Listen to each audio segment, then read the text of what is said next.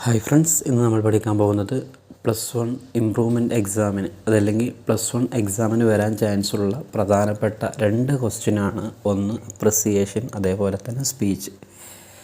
ഈ 2 ക്വസ്റ്റ്യനുകൾ നമുക്ക് എന്ത് ചെയ്യാൻ പറ്റും? സിമ്പിളായിക്കൊണ്ട് മാർക്ക് സ്കോർ ചെയ്യാൻ പറ്റും. ആദ്യം നമുക്ക് അപ്രിസിയേഷനെ പറ്റി ഡിസ്കസ് ചെയ്യാം.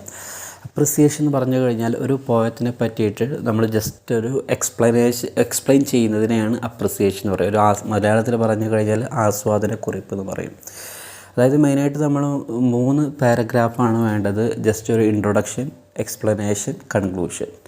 അതായത് നമ്മുടെ ക്വസ്റ്റ്യൻ പേപ്പറിൽ അപ്രിസിയേഷൻ എന്ന് കണ്ടു കഴിഞ്ഞാൽ എല്ലാത്തിനും എഴുതാൻ പറ്റിയ ഒരു സിമ്പിളായ ഒരു ഇൻട്രൊഡക്ഷനും അതേപോലെ തന്നെ കൺക്ലൂഷനും ഞാൻ അപ്ലോഡ് ചെയ്തിട്ടുണ്ടായിരുന്നു.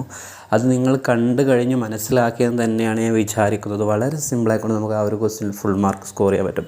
അതായത് ഇൻട്രൊഡക്ഷൻ എഴുതുമ്പോൾ മെയിനായിട്ട് നമ്മൾ 2 ഭാഗത്ത് മാത്രം ചേഞ്ച് ചെയ്താൽ മതി. ഒന്ന് റൈറ്ററുടെ പേരും അതേപോലെ തന്നെ ഒന്ന് പോയത്തിൻ്റെ പേരും. ഓക്കെ. പിന്നെ കൺക്ലൂഷൻ പാരഗ്രാഫിൽ വളരെ സിമ്പിളാണ്, നേരെ അതേ കോപ്പി പേസ്റ്റ് ചെയ്താൽ മതി.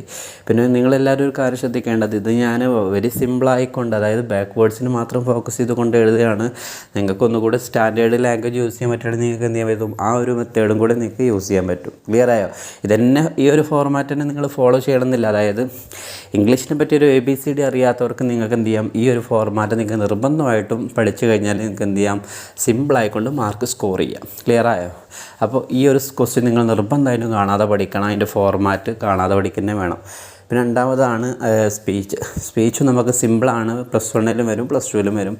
അതായത് സ്പീച്ചിന് മെയിനായിട്ട് ഒരു സല്യൂട്ടേഷൻ, ഇൻട്രൊഡക്ഷൻ, എക്സ്പ്ലനേഷൻ, അതേപോലെ കൺക്ലൂഷൻ, ഒരു 4 പാരഗ്രാഫാണ് വേണ്ടത്. അപ്പോൾ എല്ലാത്തിനും എഴുതാൻ പറ്റിയ ഒരു സല്യൂട്ടേഷനും ഇൻട്രൊഡക്ഷനും കൺക്ലൂഷനും ഞാൻ അപ്ലോഡ് ചെയ്തിട്ടുണ്ട്. നിങ്ങളത് കണ്ടിട്ടുണ്ടാവും എന്ന് തന്നെയാണ് വിചാരിക്കുന്നത്. അതായത് സ്പീച്ച് എന്ന് പറഞ്ഞാൽ ചിലപ്പോൾ അധികം നമുക്ക് സ്കൂളിൽ വെച്ചിട്ടായിരിക്കും, അല്ലെങ്കിൽ ഔട്ട് ഓഫ് ദി സ്കൂളിൽ വെച്ചിട്ടായിരിക്കും. അപ്പോൾ നമുക്ക് ഏത് സിറ്റുവേഷനിലും യൂസ് ചെയ്യാൻ പറ്റിയ കുറച്ച് സിമ്പിളായ സ്റ്റാർട്ടിങ്ങും എൻഡിങ്ങും, അതായത് നല്ലൊരു സല്യൂട്ടേഷൻ, ഇൻട്രൊഡക്ഷൻ, അതേപോലെ തന്നെ കൺക്ലൂഷൻ. എക്സ്പ്ലനേഷൻ നമുക്ക് പറയാൻ പറ്റില്ല, കാരണം നമുക്ക് ഏത് രീതിയിലാണ് ക്വസ്റ്റ്യൻസ് വരിക എന്ന് പറയാൻ പറ്റില്ല. ഓക്കെ. അപ്പോൾ സ്പീച്ചൊക്കെ നിങ്ങൾ നിർബന്ധമായിട്ടും അതിൻ്റെ ഫോർമാറ്റ് കാണാതെ പഠിക്കണം. വളരെ സിമ്പിളായിക്കൊണ്ട് നമുക്ക് എന്ത് ചെയ്യാം? ആ ഒരു ക്വസ്റ്റ്യനിൽ മാർക്ക് സ്കോർ ചെയ്യാം. അപ്പോൾ ഈ 2 ക്വസ്റ്റ്യൻ നിങ്ങൾ എന്ത് ചെയ്യുക? നിർബന്ധമായിട്ടും കാണാതെ പഠിക്കുക. കാരണം ഈ ഒരു 2 ക്വസ്റ്റ്യൻ ഇല്ലാതെ നമ്മുടെ +1 ആൻഡ് +2 ഇംഗ്ലീഷ് ക്വസ്റ്റ്യൻ പേപ്പറിൽ കടന്നു പോയിട്ടില്ല. ക്ലിയർ ആയോ? അപ്പോൾ ഇത് രണ്ടും ക്ലിയർ ആയി കഴിഞ്ഞാൽ നമുക്ക് എന്ത് ചെയ്യാം? നെക്സ്റ്റ് എപ്പിസോഡിൽ അടുത്ത 2 ക്വസ്റ്റ്യൻ ഡിസ്കസ് ചെയ്യാം. ഇത് ഓക്കെ ആണ് എന്നാണ് ഞാൻ വിചാരിക്കുന്നത്. ഈ 2 ക്വസ്റ്റ്യൻ്റെയും ആൻസർ എങ്ങനെ എഴുതുക എന്നുള്ളത് ഞാൻ എന്ത് ചെയ്യുന്നുണ്ട്? ഡിസ്ക്രിപ്ഷൻ ബോക്സിൽ ഇടുന്നുണ്ട്. Anyway, thank you.